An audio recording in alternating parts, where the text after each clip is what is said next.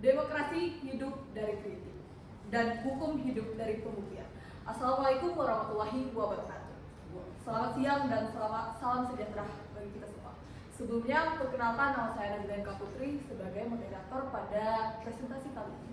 Dan saya tidak sendiri, ditemani oleh rekan saya, ada Adit, Aura, Bella, Ruben, dan Amel. Baik, tanpa memperpanjang waktu, langsung saja pada presenter yang pertama untuk menyampaikan materinya. Baik, saya akan menjelaskan mengenai latar belakang kasus. Dalam dinamika politik Indonesia, pernyataan analisis politik sering berada di antara ranah ilmiah dan kepentingan politik. Hal ini terlihat dalam pernyataan Saiful Mujani yang mengandung kritik terhadap Prabowo Subianto. Sebagai akademis dan pendiri lembaga survei, Saiful Mujani memiliki peran penting dalam menyampaikan opini publik berbasis data. Dalam sistem demokrasi, lembaga survei memang berfungsi sebagai, yaitu yang pertama, alat membaca preferensi masyarakat, dan yang kedua, sarana evaluasi terhadap tokoh publik. Namun, pernyataan akademik yang sering kali tidak hanya dipahami sebagai analisis ilmiah, tetapi juga sebagai sikap politik. Selanjutnya, munculnya polemik. Pernyataan Saiful Mujani menyoroti aspek elektabilitas, strategi politik, dan persepsi publik terhadap kepemimpinan Prabowo, kemudian berkembang menjadi polemik. Hal ini terjadi karena 1. Adanya respon dari pendukung, 2. Pemberitaan media massa, dan yang terakhir interpretasi publik yang beragam. Dalam perspektif komunikasi politik, media tidak hanya menyampaikan informasi, tetapi juga membentuk atau framing realitas. Akibatnya, pernyataan akademik dapat mengalami pergeseran makna, bahkan dianggap sebagai serangan politik. Selanjutnya, dampak dan isu hukum. Dalam kasus ini, pergeseran makna terdapat pernyataan akademik menimbulkan dampak hukum dan sosial. Pernyataan yang awalnya dipandang sebagai kritik akademis dapat ditafsirkan sebagai tindakan yang mengandung unsur pidana. Hal ini tentu mempengaruhi perspektif masyarakat terhadap kebebasan berpendapat. Di sisi lain, muncul kekhawatiran terhadap kebebasan akademik dan academic freedom. Akademisi memiliki peran penting dalam memberikan kritik terhadap kebijakan pemerintah dan menjaga kualitas demokrasi. Karena itu, apabila kritik akademik itu mudah dikriminalisasi, maka dapat menimbulkan child effect atau rasa takut untuk menyampaikan pendapat secara terbuka. Kondisi tersebut menunjukkan adanya kesenjangan antara perlindungan kebebasan berpendapat dengan penerapan pasal makar yang sering dianggap memiliki penafsiran luas atau elastis. Selanjutnya, berdasarkan kasus ini terdapat 2 rumusan masalah utama yang dibahas. Yang pertama, apakah pernyataan akademisi dalam studi kasus Saiful Mujani itu dapat dikualifikasikan sebagai perbuatan melawan hukum dan memenuhi unsur-unsur tindak pidana makar menurut KUHP. Kedua, bagaimana konstruksi penegakan hukum terhadap peristiwa tersebut ditinjau dari hukum pidana Indonesia yang meliputi aspek penerapan norma pidana, prosedur hukum acara hingga proses peradilan. Dasar hukum dan konsep makar. Dasar utama dalam hukum pidana adalah asas legalitas, yaitu nullum delictum nulla poena sine lege, yang berarti seseorang itu hanya dapat dipidana apabila perbuatan tersebut telah diatur dalam undang-undang. Dalam KUHP baru, tindak pidana makar itu diatur dalam Undang-Undang Nomor 1 Tahun 2023, khususnya pada pasal 191, 192 hingga 193. Pasal-pasal tersebut mengatur tentang serangan terhadap presiden dan wakil presiden, keutuhan NKRI, serta upaya menggulingkan pemerintah. Namun, KUHP tidak memberikan definisi makar secara eksplisit. Oleh karena itu, penafsiran banyak bergantung pada doktrin hukum dan praktik peradilan. Secara umum, terdapat 2 unsur penting dalam makar. Yang pertama ada mens rea atau niat, yaitu adanya kehendak untuk menggulingkan kekuasaan. Kedua, actus reus atau tindakan nyata, yaitu adanya perbuatan konkret yang menunjukkan pelaksanaan niat tersebut. Jadi tidak cukup hanya ada pendapat atau kritik, tetapi harus ada tindakan nyata yang mengarah pada pelaksanaan makar. Selanjutnya ada analisis unsur tindak pidana makar. Makar itu harus mempunyai 2 unsur utama yang harus dipenuhi. Yang pertama ada mens rea atau niat. Terus yang pertama harus ada tujuan jelas untuk menggulingkan pemerintah. Lalu yang kedua harus ada pernyataan bersifat kritik, akademik atau evaluatif. Lalu yang ketiga tidak menunjukkan kehendak untuk melakukan makar. Lalu yang kedua ada actus reus atau tindakan nyata. Yang pertama harus ada tindakan konkret atau mobilisasi. Contohnya seperti mobilisasi dan rencana aksi. Lalu yang kedua ada makar, yaitu mengisyaratkan adanya permulaan pelaksanaan. Dan yang ketiga pernyataan tidak diikuti tindakan nyata di lapangan. Dan analisis unsur ini menunjukkan kepentingan membedakan antara opini atau ekspresi dan tindakan pidana. Selanjutnya.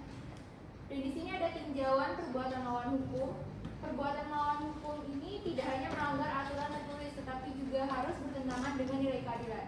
Kritik akademik merupakan bagian dari kebebasan berpendapat yang dijamin oleh Undang-Undang 1945, serta memiliki fungsi sebagai mekanisme kontrol terhadap pemerintahan dalam sistem demokrasi. Pembatasan kebebasan berpendapat ini harus memenuhi yang pertama, harus ada legalitas atau dia terjelas dalam hukum. Lalu yang kedua ada necessity, benar-benar diperlukan, dan yang ketiga ada proporsionalitas atau tidak berlebihan. Dan tidak terdapat unsur. Yang pertama ada unsur hasutan kekerasan, yang kedua ada ancaman nyata terhadap keamanan negara, dan terdapat potensi overcriminalization, yaitu menggunakan hukum pidana secara berlebihan terhadap ekspresi. Baik, selanjutnya yaitu rekonstruksi awal penegakan hukum. Dalam perspektif hukum pidana, penegakan hukum itu terdapat pernyataan akademis. Penegakan hukum terhadap pernyataan akademis harus diawali dengan analisis unsur tindak pidana. Dalam kasus Saiful Mujani, pernyataannya tidak memenuhi unsur makar karena tidak terdapat niat atau niat dan maupun tindakan nyata atau aktus reus. Hal ini menunjukkan bahwa penegakan hukum tidak seharusnya langsung diarahkan pada pemidanaan, melainkan perlu dilakukan penilaian awal secara cermat.